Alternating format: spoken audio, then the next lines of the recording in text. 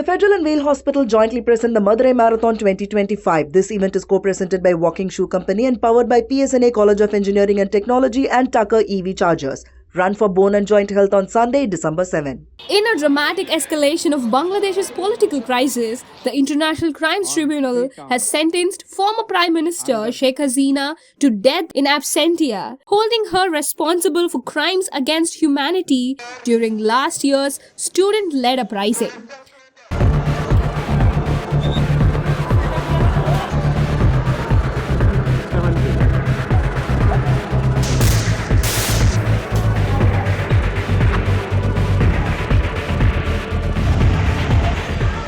The tribunal ruled that Hasina ordered lethal force, including drones, helicopters, and heavy weapons during the July unrest.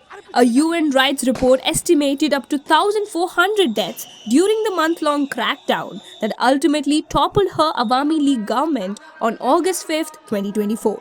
Hasina, now 78, fled Bangladesh the same day and has been living in India since then. She was declared a fugitive by the tribunal. Two senior aides, former Home Minister Azaduzzaman Khan Kamal and ex-police chief Chaudhry Abdullah Al Mamun, face identical charges, with prosecutors seeking the death penalty for all three. Monday's verdict followed 28 days of hearings and testimony from 54 witnesses detailing killings, torture, and the alleged extermination of protesters. The interim government, led by Muhammad Yunus, has already requested for Hasina's extradition from India, though New Delhi is yet to respond. Security across Bangladesh has been tightened to the highest level.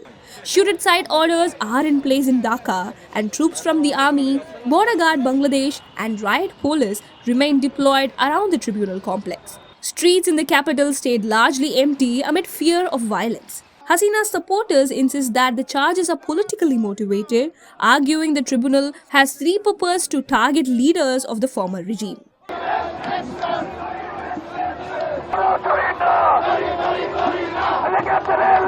But prosecutors maintain that she was the mastermind behind the state crackdown. With the death sentence now delivered, Bangladesh faces a volatile period ahead.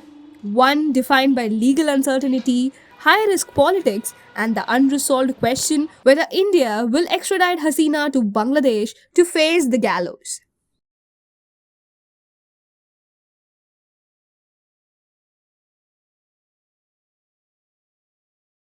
The Federal and Vale Hospital jointly present the Madurai Marathon 2025. This event is co-presented by Walking Shoe Company, powered by PSNA College of Engineering and Technology and Tucker EV Chargers. Run for bone and joint health on Sunday, December 7. Entry is free. All are welcome.